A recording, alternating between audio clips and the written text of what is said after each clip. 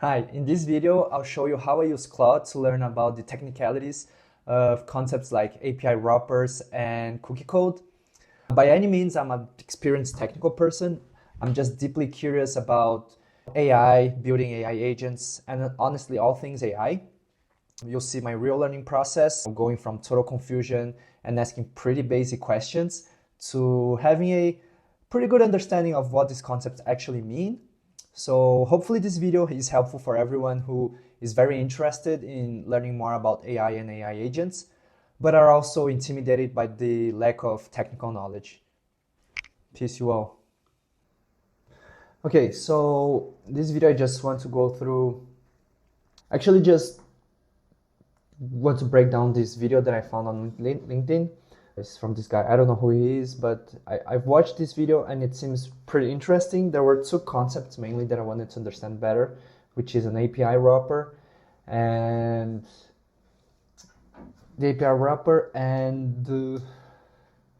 a cookie code. So basically, these are the two main things that caught my attention in this video. I can link this post in the video below. But basically, it's just going through like a clay table and using the Claude MCP agent to do some stuff. I've never used Clay, but I know what it is. Like, it's the tool for customer prospect signaling. But the piece that I'm interested about is this one. So I'll just paste this video transcription from the video, and talks about using Clay with Claude MCP. So I'll just ask it to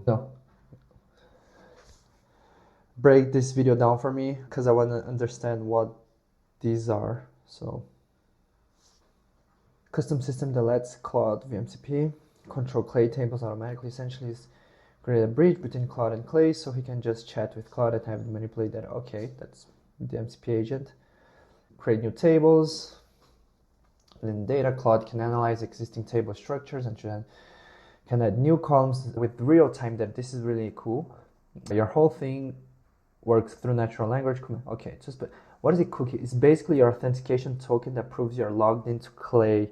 Think of it like a temporary digital key that Claude gives your browser when you log in. It's what allows his API wrapper to act on your behalf in Clay. When it expires, you need to refresh it, like re-logging in.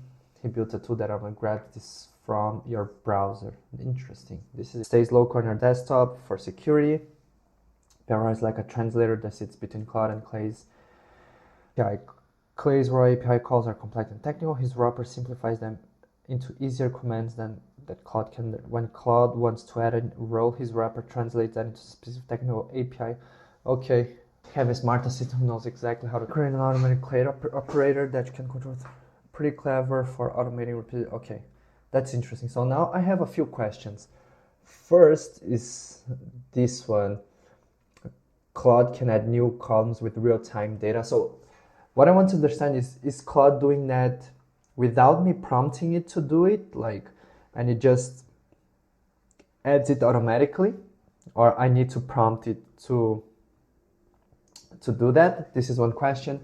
The other one is the cookie code. So is this necessary for any app that I want to have an MCP agent work on that I basically need to log in, right? So this is basically a way that I am, like, the Claude MCP agent is borrowing me my credentials basically.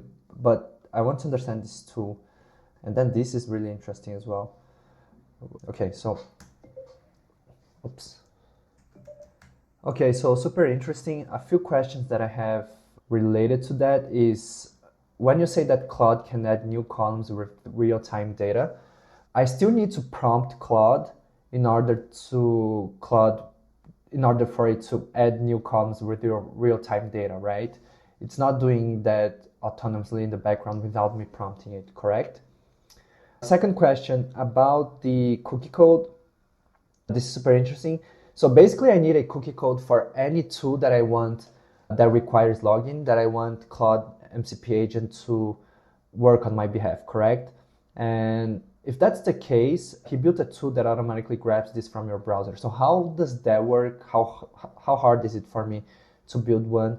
like that because if my understanding is correct, like I can have all my not only work tools but also personal tools that I use.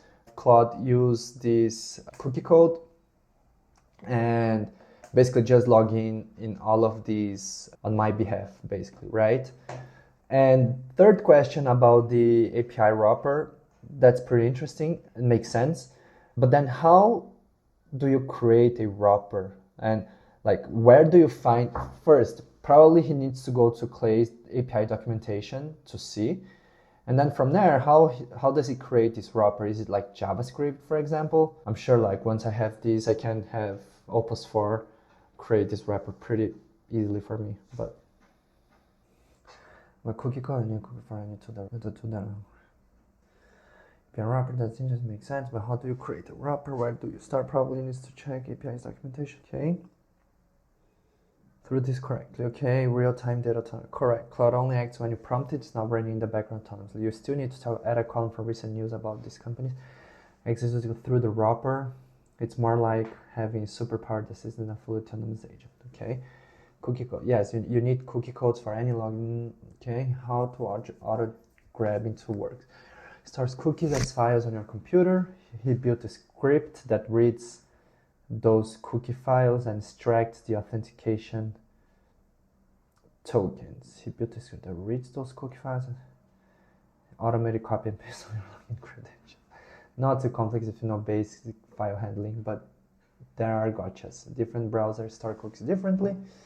Cookies are often encrypted. You need to know which specific cookie each service used for authentication. Securely, yes, theoretically Claude could access any tool you are logged into, but consider cookies expire, some hourly, some daily. Your login credentials, if something goes to mess up your actual work, which is not what I want, right? But building API wrappers, starting point, you actually check the target service API docs, not Claude's. Target service API docs. Clay's API documentation. Clay's, yeah, okay. Clay's API docs, not Claude's, yeah. Build a middle layer, usually Python, Node.js, that takes simple commands from Claude, translates them into proper Clay API call. Expose these as tools that Claude can call via MCP. Reality check on the intermediate level programming. You need to understand APIs, HTTP requests, authentication flows, and error handling, but fairly advanced. You might want to start some like a basic web scraping scripts before building full MCP. Okay, I think this chat doesn't have the context of the other one that I just built. So what I'll do actually is I'll come to this previous chat where I successfully created a MCP agent, and I'll ask it to create a prompt for me to get an output, and the objective here is for me to have this output and add that to the project knowledge in this project, so that those other chats, they have the context of my experience of programming and MCP agents. So I want you to take this whole chat history and I want you to create a prompt that with the objective of creating an output that I'll add it to this project knowledge. This file that will go into the project knowledge should essentially highlight my experience with programming and building an MCP agent. Because the problem that I'm currently facing, I open up new chats and I want to talk and I want to understand how to build, for example, an MCP agent with Clay, let's say. But in this other chat, Claude doesn't have the context that I already built an MCP agent, that I already know, even if it's beginner, but I already know a little bit on how to code. I built like a full stack web application. So build me a prompt that will take this whole chat's history and make it kind of a big summary of my programming experience, so that when I can include that in this project knowledge, and then when I open up new chats, those new chats will have all this context. Does that make sense? The objective of create a prompt. I think this is good enough. Let's see how this prompt goes. Context rich prompt. Yeah. it understood correctly. That makes perfect sense. That will generate a comprehensive summary. Complete summary of my programming set technical for my project include my background, current role, programming journey timeline, transition from non-technical to technical, comfortable with specific risks which I've implemented, tools, projects built, recent applications, accomplishments, learning style and preferences. This is really interesting. Current technical level, how can I build what I can build in voice? Format this as concise but comprehensive. Okay, execute this prompt. I'll be back. Just a quick second. It's really cool. So let's see. Current role. Actually more 12 months, but okay, whatever. Solid understanding of the language. That's when API endpoints, Node.js, MCP server, current learning edge. Practical working examples over theory. This is so me. It can describe, like, it describes me better than I ever could. Yeah, I'm definitely methodical about commits and code organization to business. Yeah, for sure. Yeah, this is great. I built, learn quickly. Okay, this is great, but can you create an artifact with this for this output so that I can copy to the project knowledge with one click? Okay, so all I'm doing now, it's actually just summarizing kind of my technical experience to add to the project knowledge so that every chat that I open up there has access to this context, because on that other chat, that's actually the main the main objective of this video, it seemed to me that Claude just didn't have enough context about my technical experience.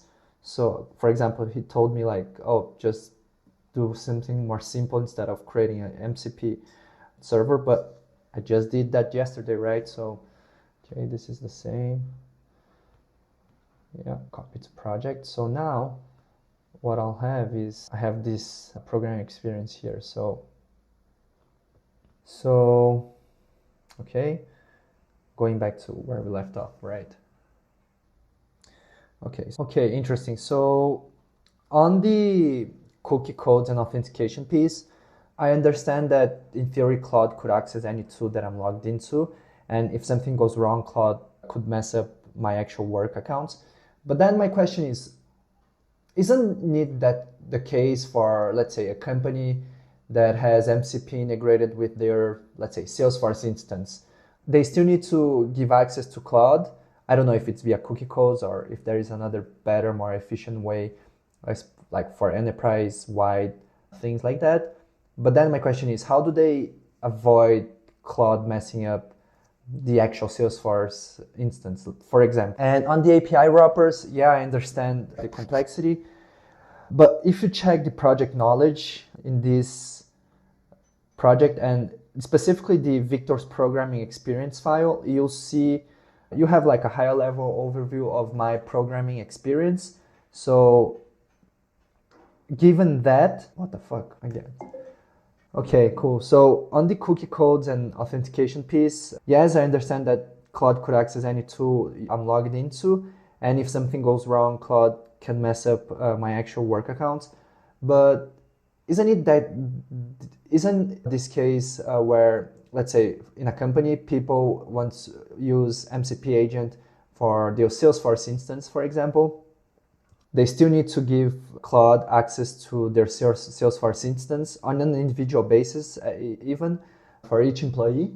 But two questions there. So is there a better, more efficient way to do that on a company level scale instead of using cookie codes? Is there a more efficient way? And second, how would the company avoid Claude to avoid Claude messing up the actual Salesforce instance?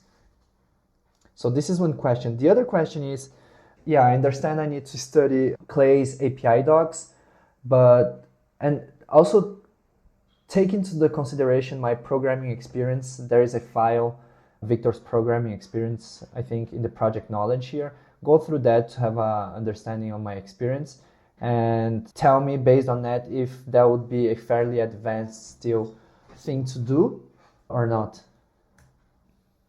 Because really what I'm trying to understand here is taking my MCP experience, and now the real value here, especially for other companies, is how can I connect those with legacy systems, right?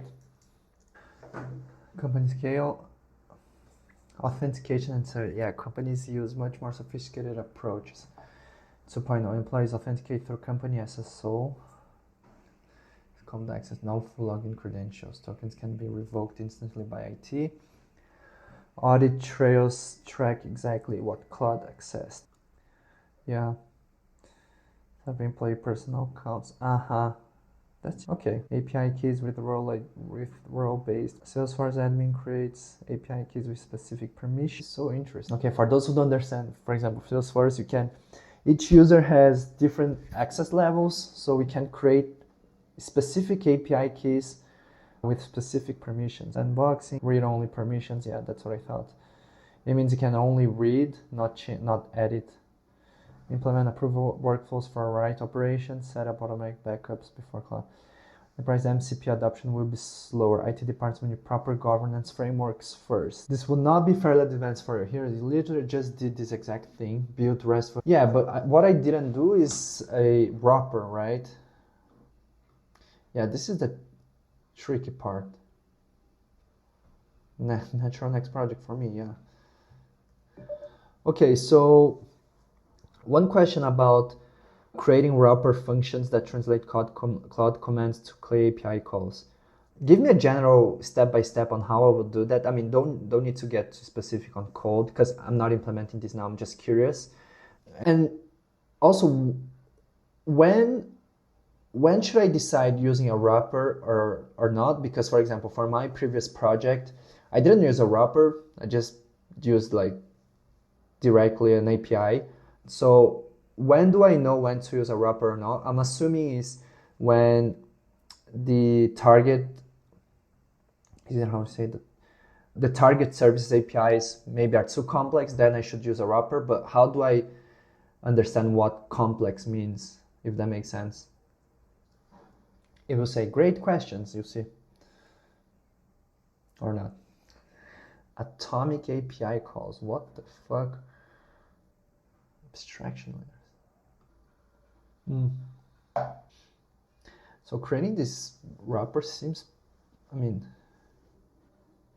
this is multi-step. Heavy authentication requiring data format mismatch. Not really, but I mean, I get what you're saying. Okay, so actually, okay, one question about the preventing Claude from messing up Salesforce example. Is this where LangChain comes into play? Because as far as I understand, it is a framework on how to deploy AI agents, and probably one of the building blocks of LangChain is the security piece. So just a random thing I remembered about LangChain, so I just want to confirm that's it. On the wrapper, so it seems that a Claude prompt sometimes can call multiple APIs, correct? And so what it seems to me that I need to break down the complex operations into atomic API calls. So first, what's an atomic API call? And then it seems that the wrapper needs to explicitly tell each step of the way on how Claude would accomplish this task. That seems very detailed. So usually if I'm using a wrapper, I should create just only a few of them and for very specific, because it seems to me that it takes a long time to map every step of the way. And then how do I make the prompt translate into these specific steps? Just give me a little artifact, okay, a little artifact with code examples, with this Clay example, just for me to have an idea. I need to have something more tangible to understand this. Framework features. Build the agents that talks to Salesforce, but preventing it from messing things up comes from, okay, builds to robots. It comes from, oh, right, okay, that makes sense. Now further, high value repetitive tasks only. So this is JavaScript. Detailed work, this might focus on 5 to 10 high value wrapper functions, not trying to wrap every possible operation. Yeah. Common pattern. Add research for companies. Wrapper breaks. Which complex operations wrap? It probably will enrich company data, research prospects, update contact info, but not for something like delete row. It stays as a direct API call. How prompts translate to steps? Function is the translation. Okay, that's a lot of work, but I mean, it makes sense now. I think I understand this. So this is, and probably I'll maybe create like a video series only of this. I don't know, like 30 minutes daily Claude study, whatever it is. But I think for today, this is it. Hope you guys enjoyed, and hope you guys understood how to learn with Claude, as well as understanding a bit more about cookie code and APIs wrapper.